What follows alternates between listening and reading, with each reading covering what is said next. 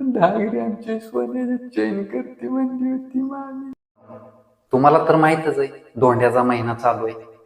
पण माझ्यावर वेळ आली आहे डोक्यात धोंड घालून घ्यायची. तुम्ही म्हणसाल असं का झालंय? सांगतो तुम्हाला.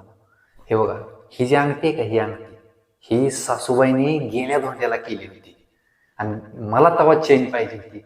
मला काय म्हणल्या तेव्हा, तुम्ही पुढच्या धोंड्याला सासूरवाडीला या, तुम्हाला 10 ग्रामची सोन्याची चेन करते. किती? 10 ग्रामची. पण आता काय झाले, कालच सासऱ्याचा फोन आला होता बायकोच्या फोनवर. सासूबाईंचं गुडघ्याचं दुखणं वाढलंय, डॉक्टरांनी ऍडमिट व्हायला सांगितले. चालता येईनाय, उठता येईनाय, बसता येईनाय.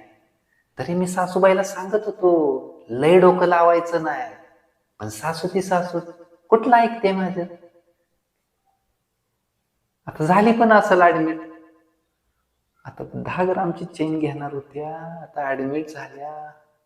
आता आली का नाही वेळ माझ्यावर डोक्यात धोंड घालून घ्यायची? सांगा बरं बघू तुम्ही.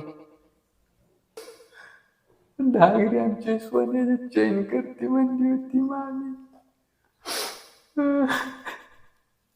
ऍडमिट झाली.